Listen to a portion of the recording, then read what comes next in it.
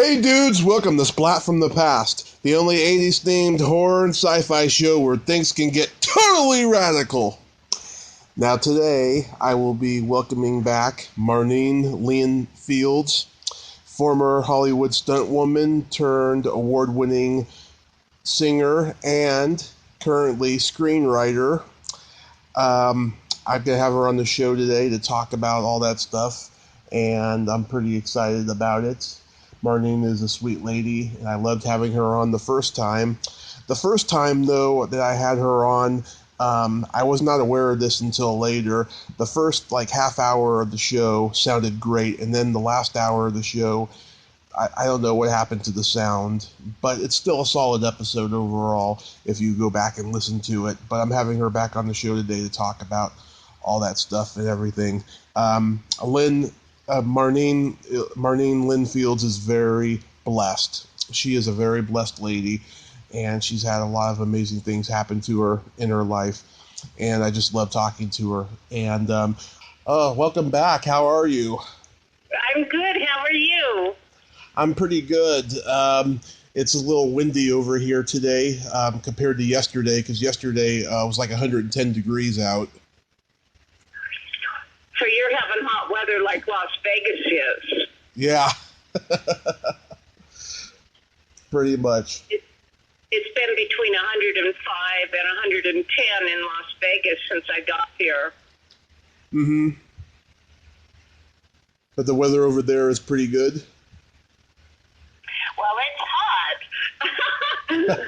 It's quite an adjustment. And over in Australia, where I just came from, it's winter. So winter has just started with lots of raining and very cold. And so, but I like having two summers, and I like being able to leave Australia so that I'm not there in the winter, and I can have summer in the United States, because otherwise it's unproductive for me over there. Mm-hmm. Is the winter time in Australia pretty bad? But it gets real cold, and really cold. It rains, but it doesn't snow. It's just It reminded me of when I was smaller and lived more in the Midwest, and how cold it would get during those winters. Definitely colder than California. Mm-hmm. Yeah, I just cannot believe that it's summer already, because just going through all the months of winter time over here with the rain and the thunder and lightning we had, this is a nice change. Now, you stay up late, I noticed. You're on a late schedule. A late schedule? Or maybe you get up early. Is that it? You get up early, or you stay up late at night? I stay up late. That's how I've always been. At first, when I first connected with you, I thought that you had a child. Is that correct? You have a daughter? Oh, no. Oh. I don't have any children. Well, who is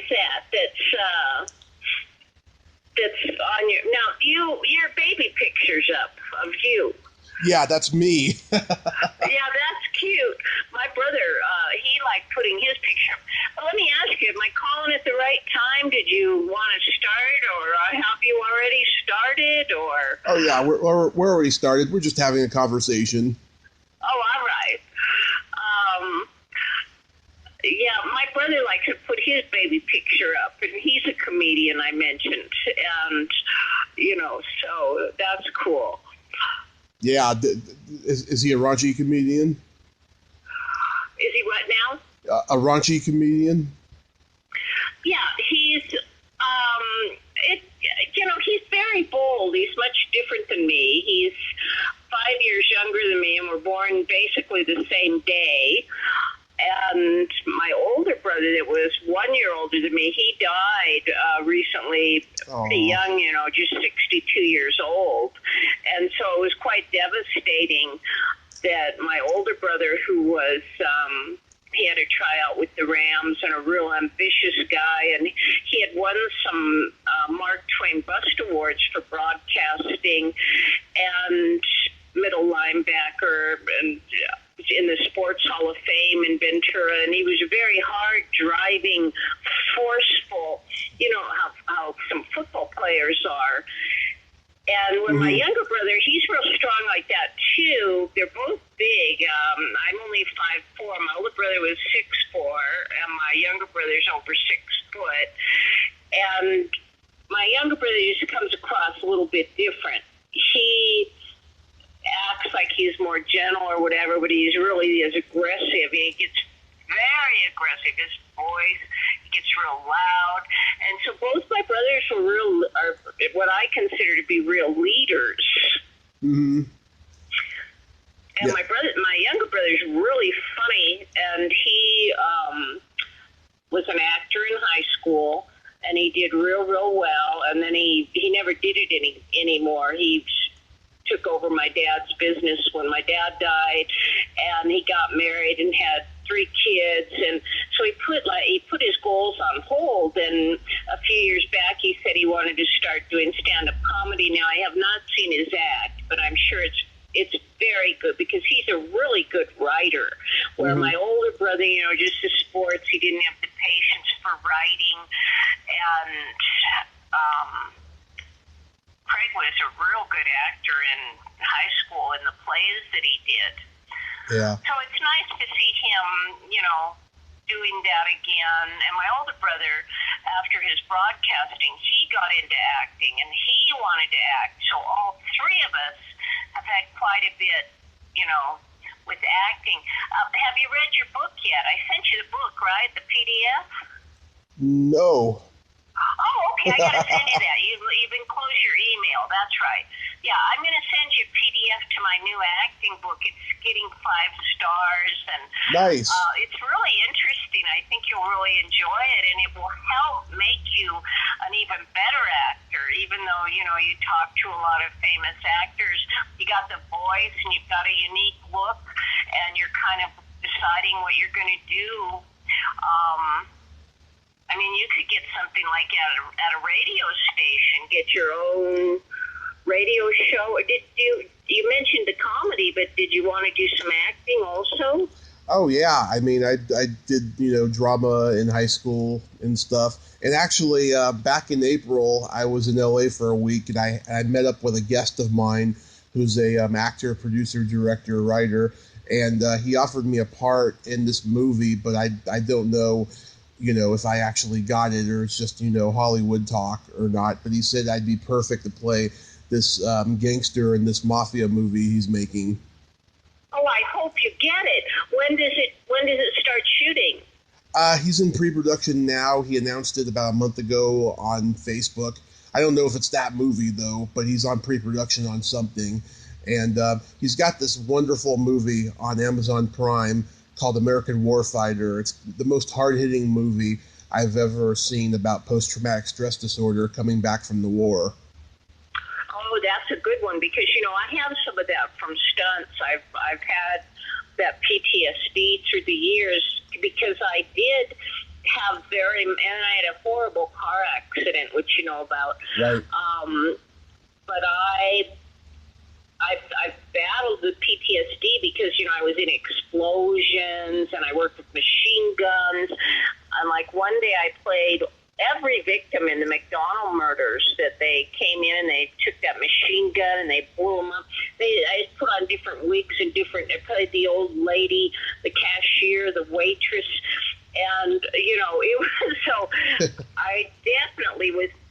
Since I didn't do car stuff, and mine was all gymnastics and high falls and fight scenes and pratfalls and jumps to my feet, and 15 years of it every single week, I definitely came out of there with PTSD. And it's PTSD. If you have a PTSD attack, there's a spinal fluid that's released into the spinal fluid back there.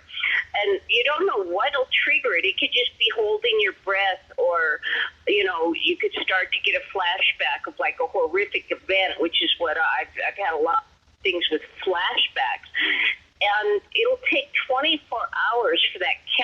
work itself through the spinal column and out of the body till you're like functioning normally again. And this is why so many of them, they sit there in a chair, they never function again, they get the shakes because it was too much for them. They couldn't cope with what they witnessed in the war and things. I got to see that movie. What's the name of it again? American Warfighter. Oh, I got to see that. Oh, I hope you get the role. That'll be awesome. Have you spoke to him again? Did you tell him, come on, I want it? No, he's very busy, but he has talked to my mother, and he does want to get in touch with me. It's just a matter of, his schedule and everything. Oh, that's great. Oh, that would really be a big break for you. That would cheer you up. Yeah. So that happened when I was out in LA for a week. I had a blast while I was out there, and I got to meet up with several podcast guests and everything. It was just a lot of fun. And then as soon as I got back, a lot of bad stuff happened. Well, to be acting, and I'll be commuting from Las Vegas to Los Angeles because, I'm very serious about doing more acting myself because I've always been acting, and I've written a book, and I've been acting 42 years. I started acting in college, and then I've been SAG all these times, and I made a living on my SAG card for decades. And so and it's a good time for me, and my look is kind of different because of my age, and you just never know. I did do a lot of recent acting things in the last couple of years, and I got my first lead in a series, but it was an animated series, and it was the best role. It was the best. I got to play a doctor of physics and an ex-Marine, and I was perfect for it. And my little animated character was called Galactic Blitz, and I did all of season 1, 9 episodes, and he has not gotten the money to be able to take it further. And I was the lead, and I was like, oh, yay, I finally get a lead. But, something with my acting career has had, the stunts were so incredibly successful, and then I just wanted to act after meeting Victor French and working with him as, one of his proteges in the craft of acting and going through this incredible theater and training. And so,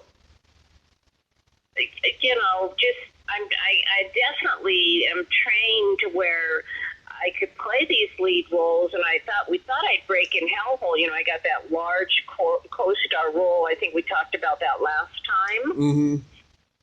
And, it hit just before it all went to video and stuff. So I made page 3 of Star Magazine, and then had the bad car accident.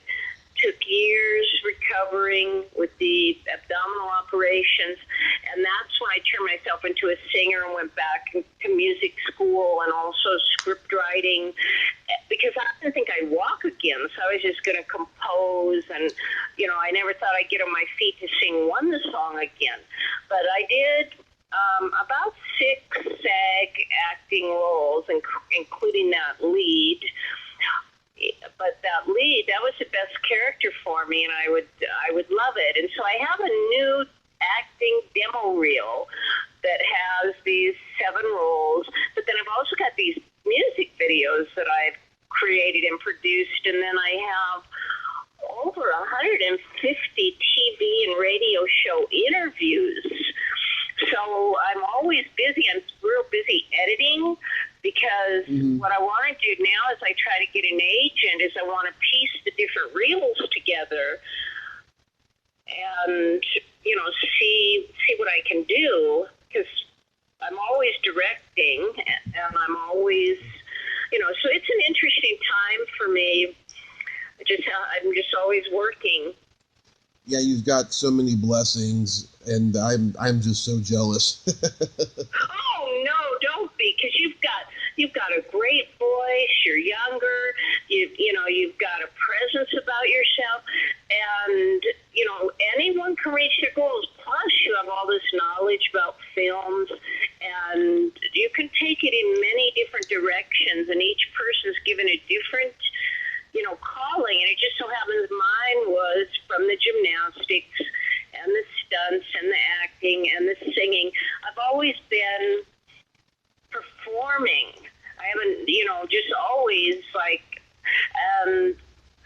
so I'm really happy right now. I'm so happy because I feel I can take it to the next level and get signed, which these signings have eluded me. And when I have gotten signed, this is part of what I started to say, the acting has had a little bit of a curse because, the roles that I've gotten or what I've had to do has not really been what it should be for my level of skill as an actor, other than Hellhole and, my own things. I've been able to write for myself better roles than anyone's ever written for me.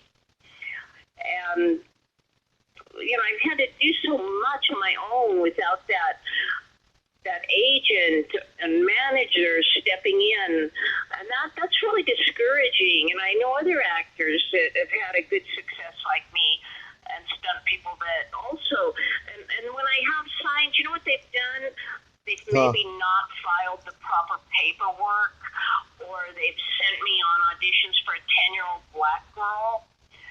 And, do I look black? Do I look 10 years old? And so the signings, so I've gotten rid of them. They don't send the proper SAG work to SAG, the paperwork.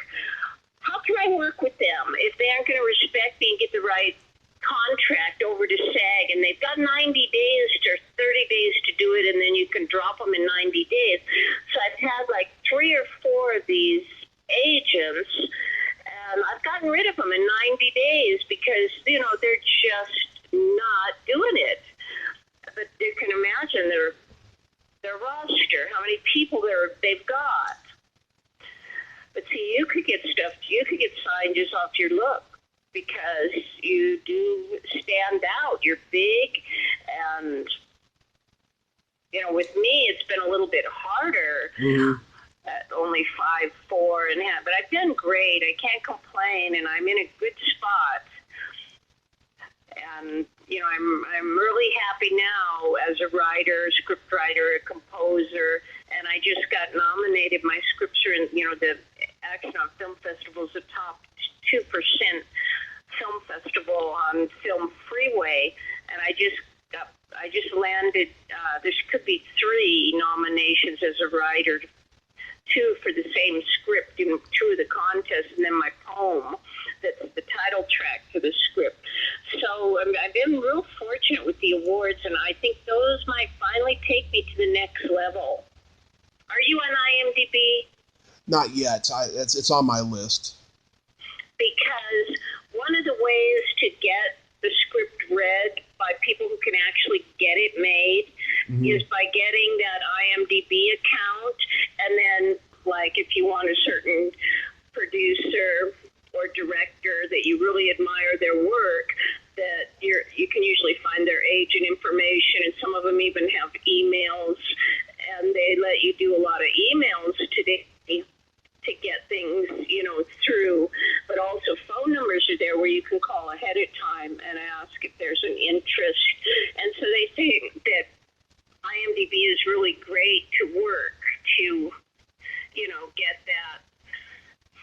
get those connections. And they say if it's too big a connection, then find a secondary connection, which is really good advice because that person's worked with that person.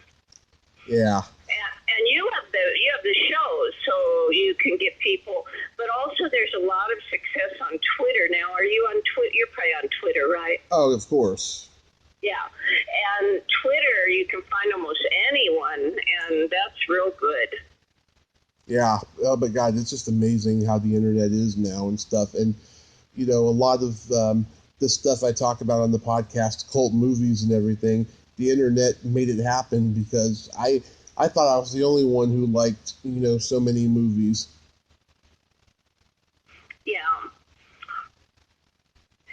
It's amazing. But I love those songs that you sent me. Do you write any of your songs? Oh yeah, all of them. Mm-hmm. Yeah, I completely wrote 100% Release My Love and I'll Never Ever Kiss His Lips Again. And then Shadows was kind of a punk fast song. And I created the whole ending and slowed it down and made it the bluesy rock song that it is. I have advanced certifications and degrees in music composition.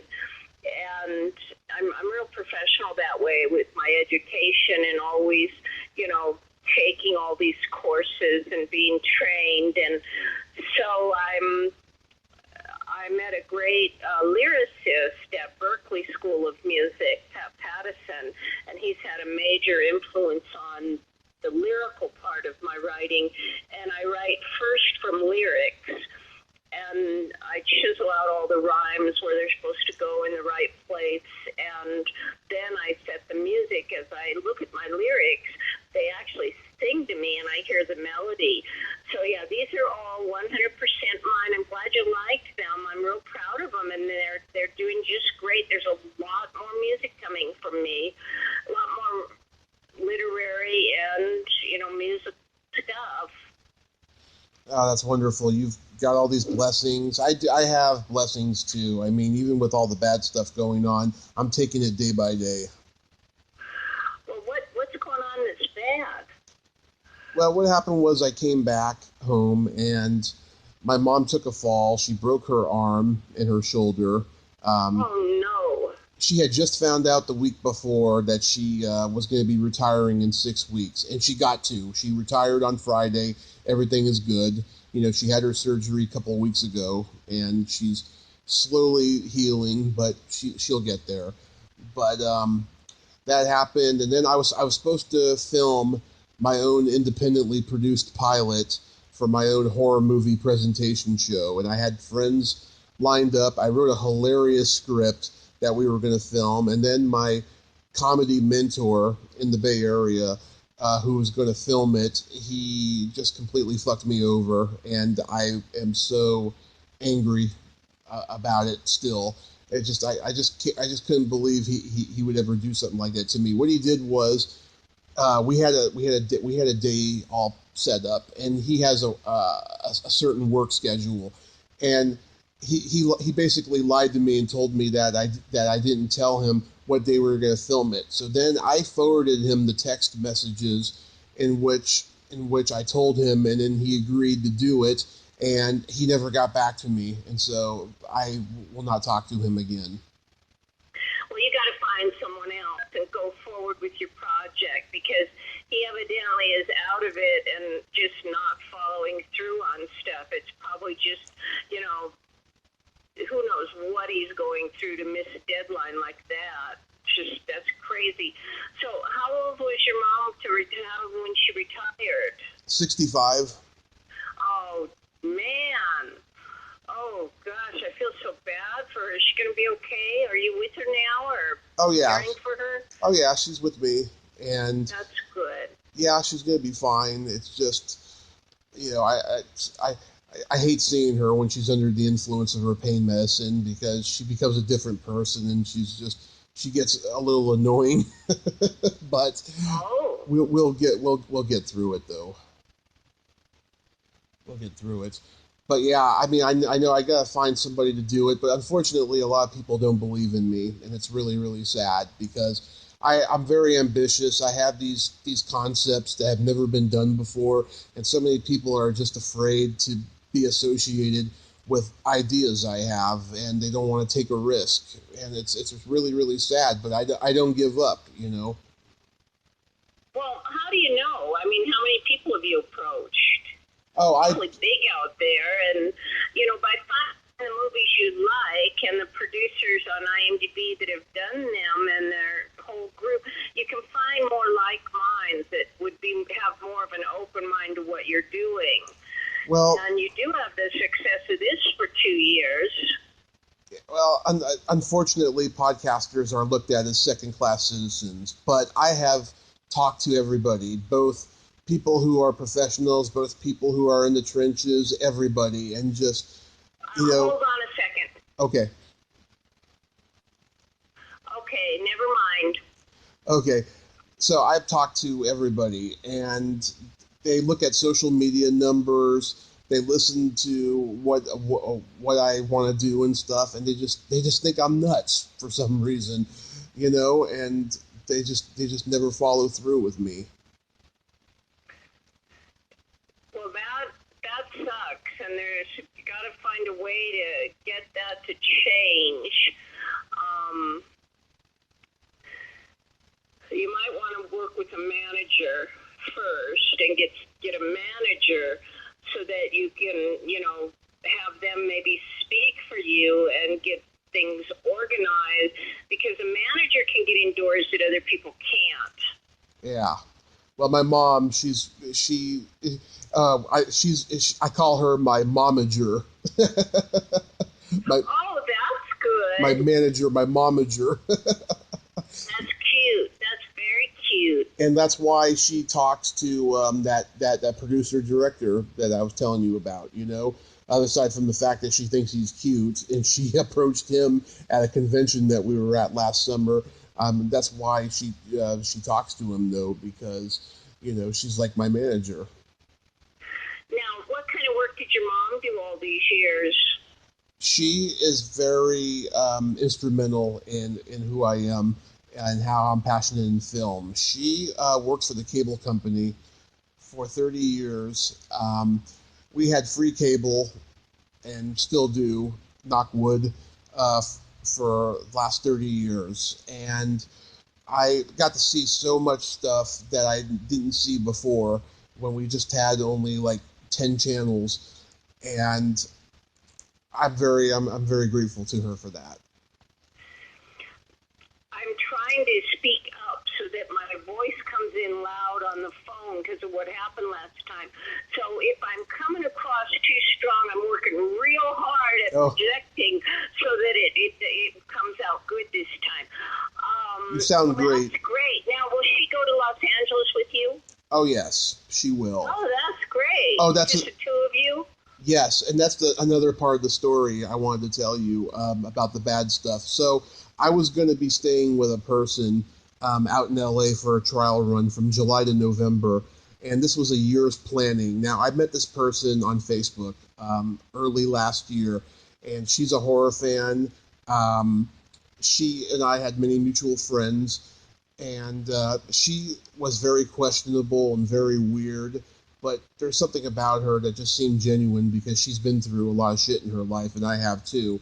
And we would talk on the phone and that stuff. But what happened was she had her son taken away from her because of drug use, and she lost her apartment. And she put it on Facebook that she had lost her apartment after everything was said and done, and we were going to get ready for me to go out there in July. This was like 4 weeks ago, and so she put it on Facebook. Didn't even have the courtesy to message me privately and tell me about it first, and I was pretty upset about that. And so we had it didn't last long. She ended up just unfriending me on Facebook, and I won't talk to her now and stuff. I blocked her because I don't want her seeing my business and stuff. So unfortunately, that's not going to happen. And maybe it was God's intervention. Maybe I would have gotten into a lot of trouble if I had stayed with her. Right.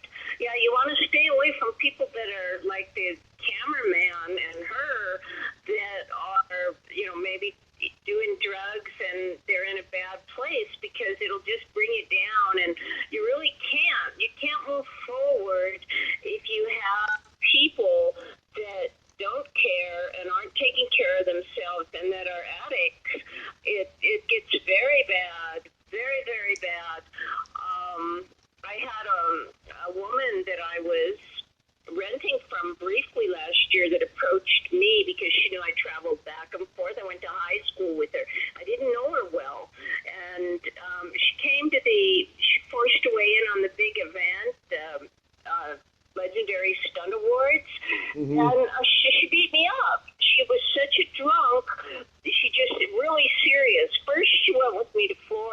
for the Grand Indy Convention, and she got kicked out. What, woman my age drinks like that and gets kicked out of public establishments for disrupting the peace in restaurants.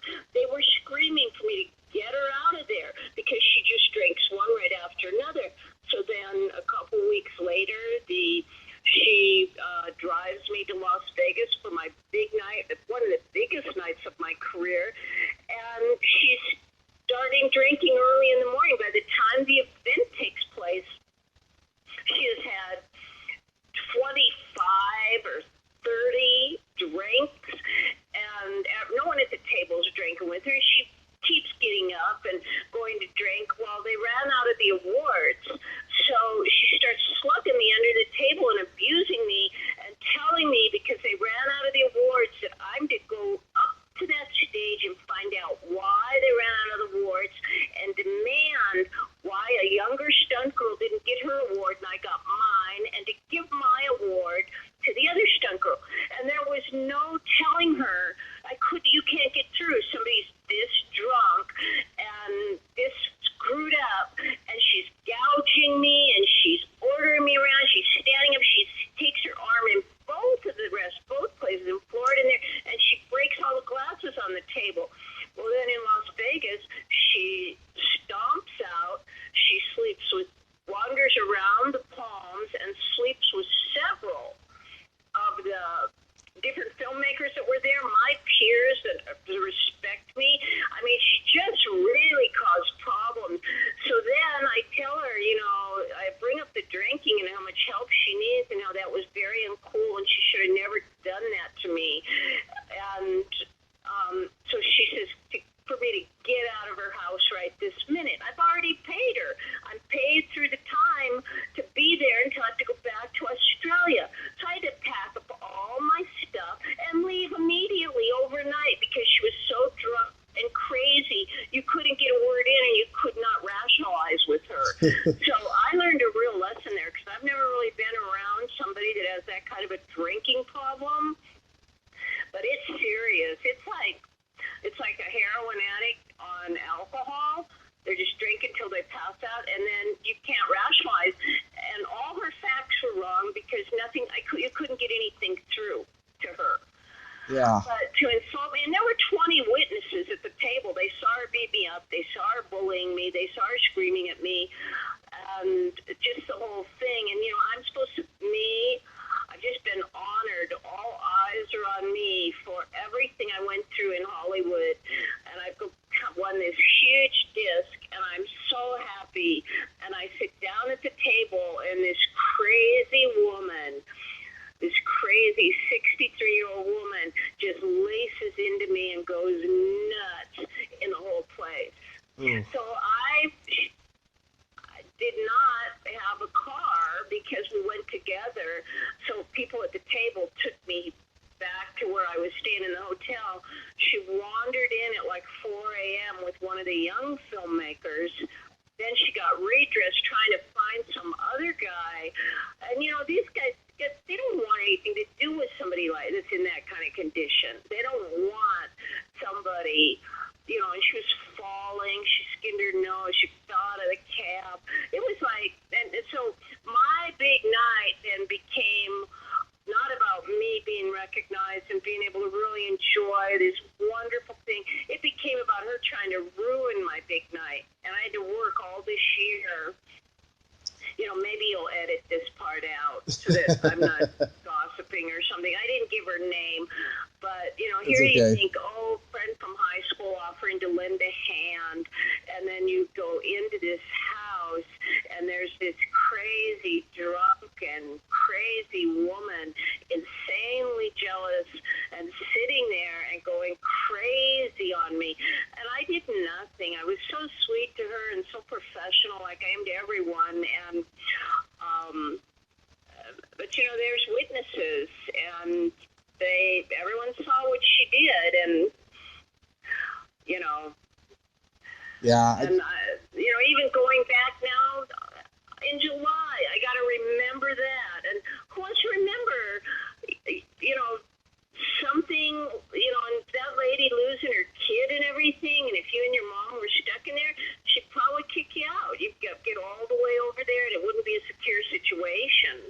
Yeah, I just don't understand why, why they say, why people like that say yes. I think maybe it's because it's insecurity of what their addiction is, and they want to be liked in the moment, but they just shouldn't, do that. They shouldn't waste everybody's time like that.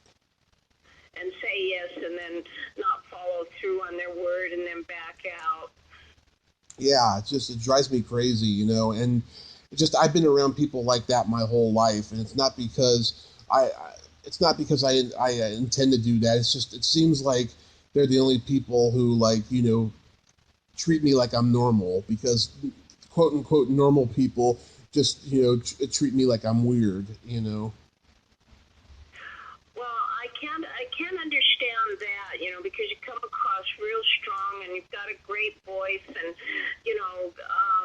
that's not right. So whatever you can do to change that, and I don't know. I don't know. I would think that you have a lot of pluses going in your favor, and you might want to also work with some of the successful thinkers and the positive motivational thoughts and things, and help get your layout and your organization and your outline, and just go in as the leader that you are. I will With try. your idea, and if somebody debates it or something, they're not the one for it. And unfortunately, in this town, you've got to keep moving. You got to keep going through, because people will, you're just rejected off the bat. You're not what they're looking for. Yeah. They have 40,000 scripts on their desk. They don't want to get another one, but see, there's all kinds of ways to try to raise the money yourself, and but I can imagine for men, and I think of the men that have hired me or directed me or that are producing stuff and call me to sing, or years ago, they're probably all dealing with that on some level. I don't think it's an isolated, like you're being picked on or anything. I just think it's the way it is. Yeah, I think it's just it's also God's doing as well and stuff. He's trying to prepare me. He's trying to get me ready for when he's going to cut the cord. Yeah, well, I wish you the best, and I wish it wasn't that way. And if it was, but there's other ways to find security that doesn't have to be in the business while you continue to try and get more in the business. And that's probably why I think I do so many different things, is that I've had to, because of my accident and things changing, then trying to reestablish myself. And there's been a lot of hit and miss stuff. I haven't always. It looks to everyone like, oh, she's able to turn it around. It's always worked out. But there's lots of goals that I wanted to reach that I felt I should have reached by now that I haven't reached. Right. And other people don't see that, but and I haven't been pushy enough. I haven't been, I kind of just have always thought my work or whatever will speak for itself, and I have not been one to, beg and please. And I heard years ago when I was doing stunts that I had the accident, one of the stunt coordinators that helped my career tremendously, he said different girls were calling him and saying things like, should you really be working Marneen after she's injured her back like this? They were totally cutting my throat behind my back, and then when I worked with them on the set, acting like they were my friend. And so there's a lot of that going on. You got to give anybody credit that really makes it, because I think they're having even a harder time. But you look at some of the biggest directors ever. They've had a lot going against them. Oh, yeah, a lot. A lot of them. Well, here comes the fun part of the podcast, Marneen. There's a game that I like to engage the guest in.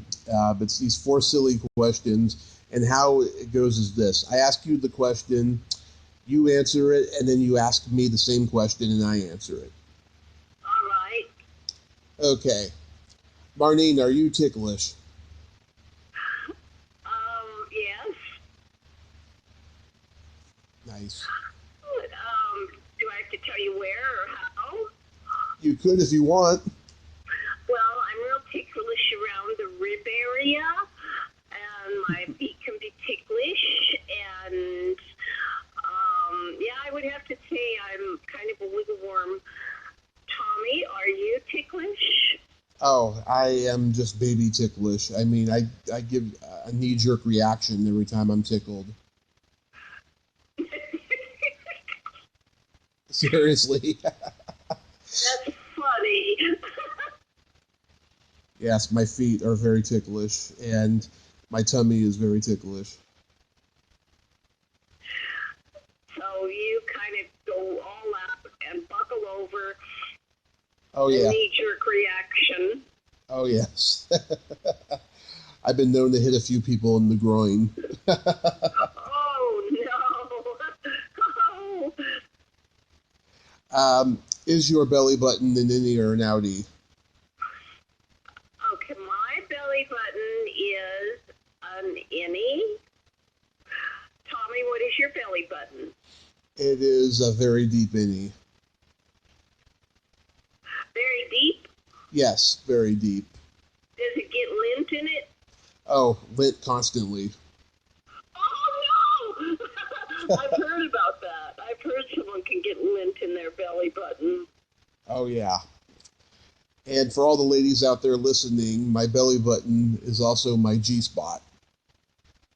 Oh, no! I didn't know it had that kind of potential. Oh, yes. Oh, my God! So, gee, that's interesting. All the nerve endings are connected. Oh, I guess because it goes in so deep. Right. Now, why is yours so much deeper than the average? Do they cut too deep, or? It depends on the person who's born with one. I don't really have an answer for why it's that deep, because it's just, how the umbilical cord is cut and how, it ends up. It's more like a genetic thing then. Yeah, it's definitely genetic, because everyone in my family has deep ones too. Oh. So you know when you're related if you're at the beach with your shirt off. Yeah. Absolutely. Now, are you an only child, or you got other brothers and sisters? I have an older brother who's 9 years older, and my mom miscarried 4 times between us. Oh. They were all boys. Tragic. Yeah, they were all boys. I could have used more brothers, I'll tell you. Now, how did she know they were boys? I guess you can tell when you miscarry. I think she knew. I think the pregnancies went on for a little bit, and she got to find out if they were boys. Oh. Yeah. Well, at least there's 2 of you. Mm-hmm. Yes. And the other ones are around her in spirit as angels. Mm-hmm. Absolutely. Yeah, they were not meant to come full circle this lifetime. Almost, but... Almost, yeah. What color are your toenails painted? My fingernails? Or your toenails? Well, right now, I don't always wear a lot of polish on my fingernails, but they were recently like kind of a dark pink. Mm-hmm. I like pearly colors, like a lavender pearly or a peach pearly. I like those, and I tried the pink, and it really wasn't the color for me. It was kind of like a Right. And it's nice, and I've worn it before, and I do like the dark colors. Tell me, what color are your fingernails painted? I don't paint my fingernails. I do paint my toenails, and they're just plain right now. I had them blue green when I was in LA for a week because Easter was on the way. Oh, that's cute. Now, when you say blue green, was it? Did you use two polishes or just one? Just one polish, and I Well, that's pretty cool. Now, you never do the you never do the fingernails. no, because I think it just takes up too much time, and plus I gotta use my hands for different things, and so I just don't go for it. And sometimes I chew my nails. I get that habit from my mother. Well,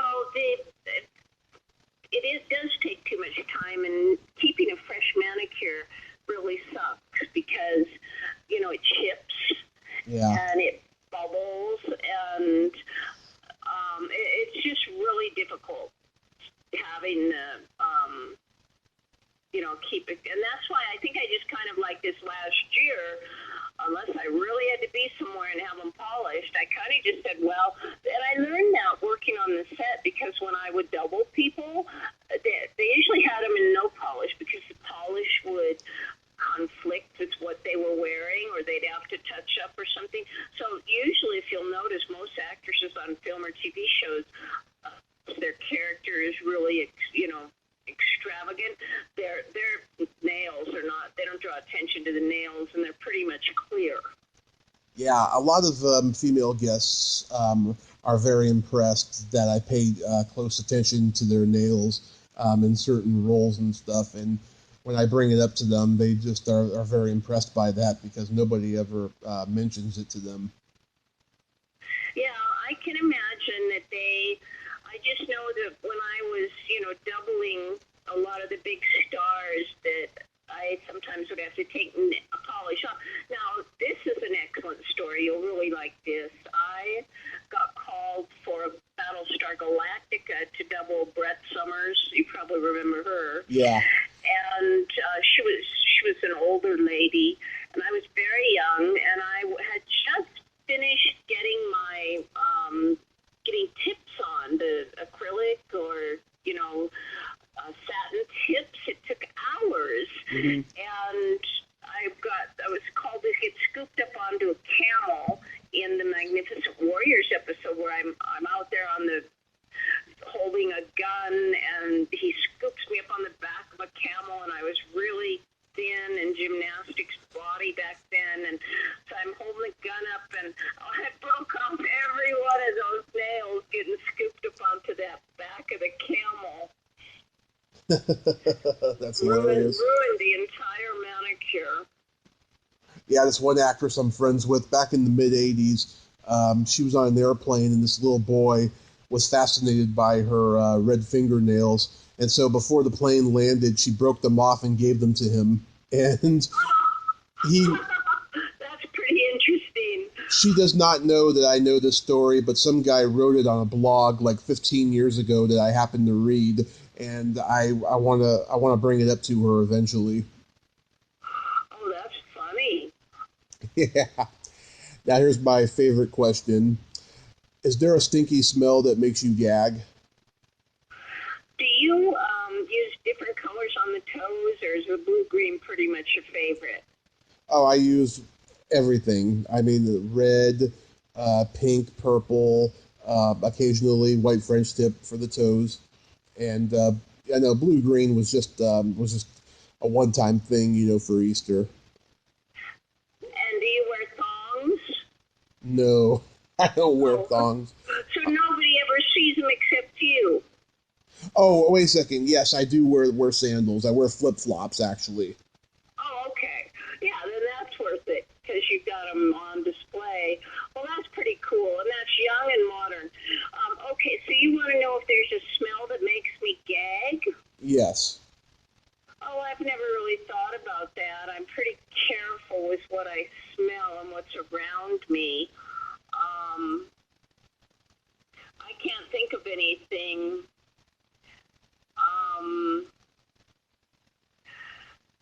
And I vomiting at all. It's like we both, John and I, we had a serious kind of flu with vomiting last year. I thought I would die. I can't think of anything. Tommy, what smell makes you gag? That might help me. Well, I mean, there's consistent things like farts, but the one thing that really made me gag was the first 6 months I was out of the hospital, I had really bad athlete's foot. Oh, well, I've never had that, so that must have an odor to it. Oh, it's pretty bad. And, you know, I played football in high school, and I wrestled, and I did track. I never had it in high school, but I had it for 6 months because they didn't change my socks during the last month I was in the hospital, and I didn't give them a good reason to like me during that last month or two because in recovery, I was under the influence of medicine that just made me very grouchy and stuff. And yeah, it was pretty bad, but I eventually fixed it, and I haven't had it since. Ooh. Now, what were you in the hospital for? Oh, my car accident. Oh, your car accident. I remember, yeah. Yeah. Ooh. So you can get athlete's feet if you don't change your socks. I didn't know that. Oh, yeah. It's my feet were all black and everything on the soles and stuff, and my mom was cleaning it, and of course, you know, as I said, I'm ticklish there, and so I was moving around a lot when she was cleaning it. Well, I did experience a really bad odor not too long ago, back in February before I returned to Australia. I had a very deep teeth cleaning, and they sit you there on the chair, and they use these lasers and different things, and my teeth were just uncomfortable, and I'm really good about my teeth, and I've spent thousands of dollars, tens of thousands of dollars on dental work and stuff. And so she was, you know, with the laser on the bottom row of the teeth, and as it was coming off, this was coming off, the odor was really bad. It was, you know, like, and so I've made sure I've flossed every day since then, and I think the flossing is really important. Absolutely. Flossing is important. Now, here's all the jokes that I've been waiting to tell you. These are all my favorite public domain jokes. And let's start with the short ones. You know the difference between a golf ball and a G-spot? No. A man will spend 20 minutes looking for a golf ball. Oh, and less time on the G-spot. I get it. Yeah. The key word for this podcast is G-spot. Is that the key word? Yep, today. Today, the key word is G-spot. G-spot. Yes. Okay, this setup is a little harsh, but it ends really funny. You know the difference between dog shit and an older woman? No. The older they get, the easier they are to pick up. Oh, that's funny. That's terrible. It's true. When I was in my 20s, I dated a lot of older women. They were just so easy to get dates with. Really? Yeah. How much older? Almost old enough to be my mother, and I got along better with them than girls my own age because they liked the same movies and TV shows I did. Oh, that's interesting. I know a lot of guys that date older women, and they like that, you know? So there's nothing wrong with that. But you were pretty young. You were only in your 20s. Right. And it was a lot of fun. But you must have been pretty mature. Pretty what? Pretty mature. I was mature in some areas, but very immature in others. But I like to think now I've gotten a lot more mature than I was then in most areas, at least, except for my sense of humor. As you can tell, it's juvenile. Why is aspirin white? I don't know. You want it to work, don't you? You what now? You want it to work, don't you? Oh, that's funny. What's the difference between a blimp and 365 blowjobs? I give up. One's a good year, one's a great year. Now that's a good one. That's a real good one. Oh, they get better. There was an old woman who lived in a shoe. She had many kids. What did her left leg say to her right leg? I don't know. Nothing. They never met.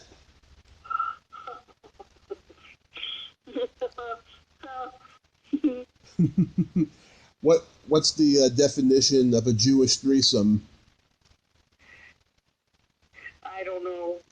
2 headaches and a hard-on.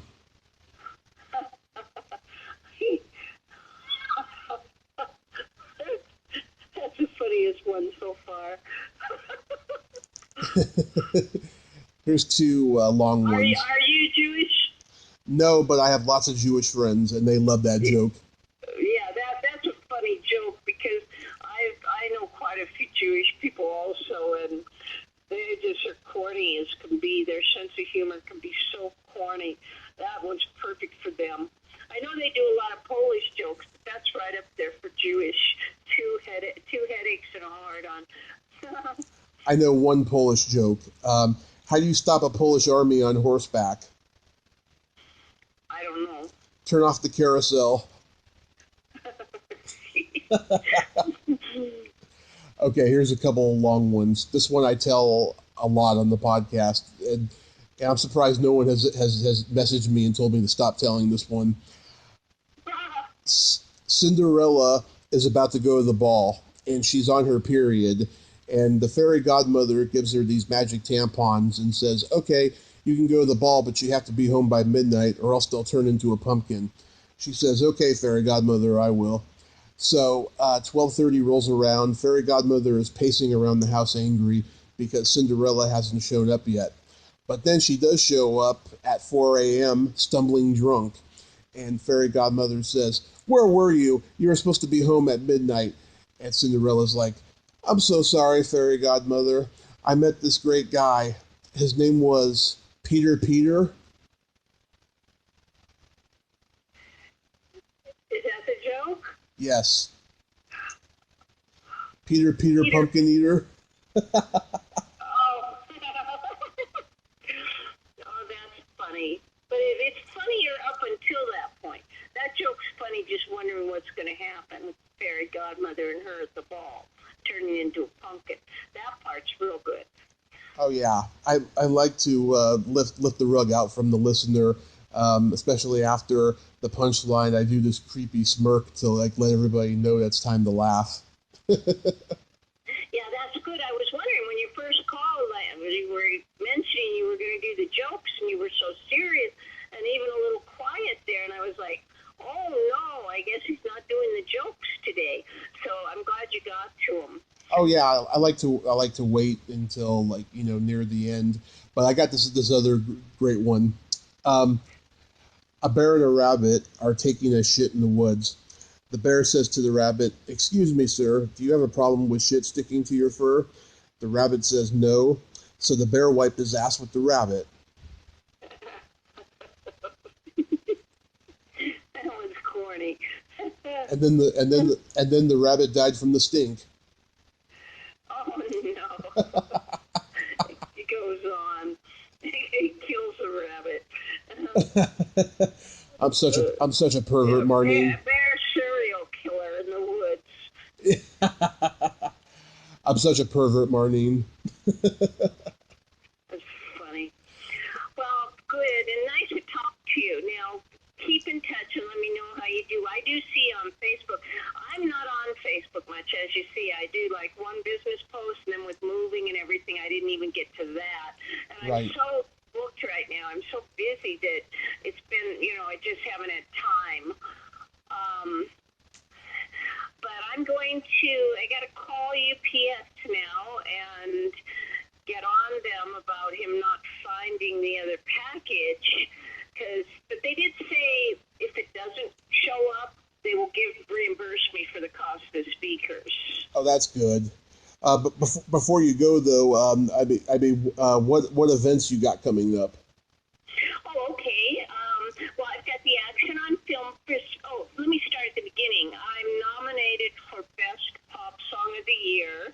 Right. For Release My Love, the Atlas Elite Entertainment Music Awards, and that's going to be an online awards show, and it was really cool last year. I was also nominated last year for Standing Ovation, You're the Star, and again, I write all these myself. And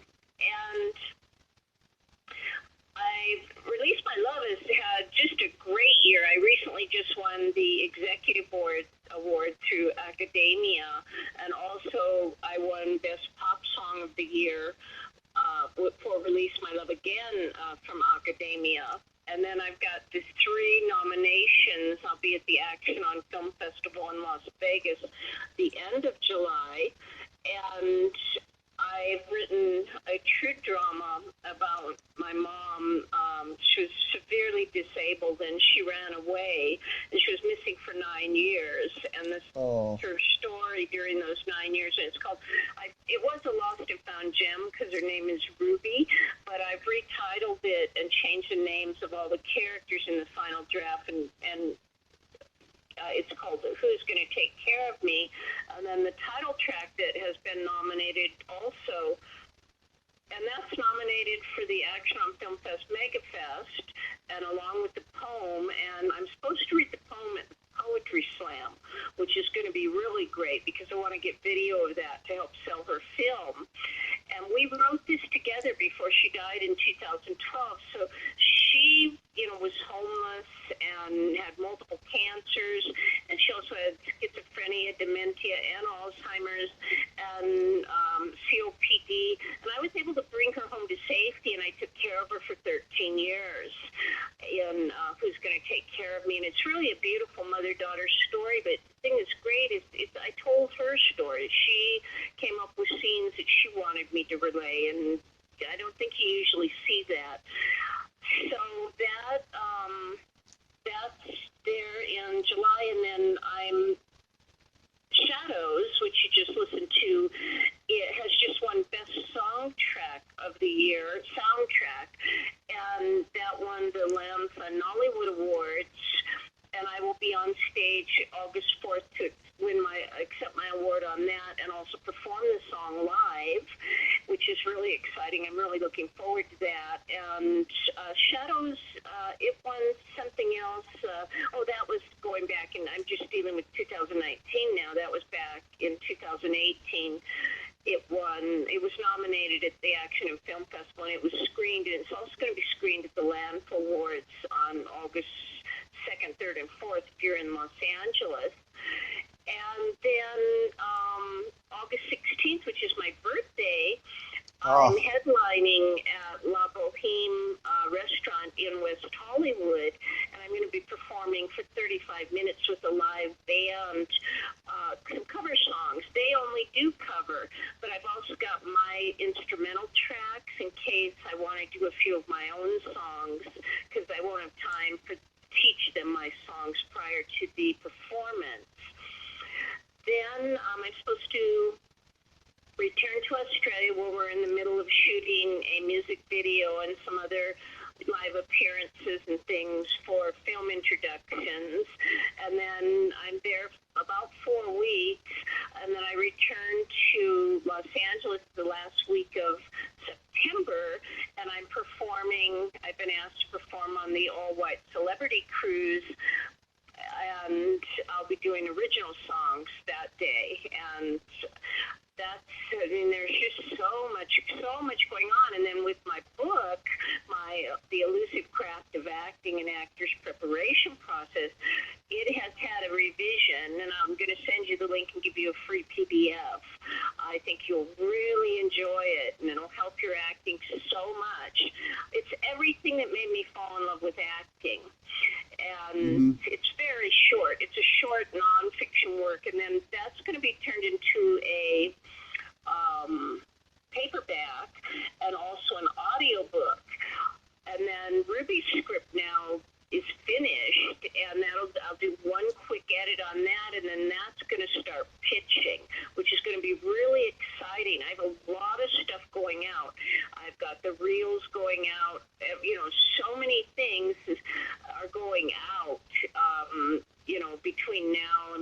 leave for Australia again and I come back. So that is, anything more could come in. And there's a lot of radio and TV interview shows and some other red carpet appearances. I've been asked to appear at this celebrity event at the Saban Theater with Richard Steller, who has very strong connections to Julian Lennon, and there's a lot of celebrities going to be there, and that is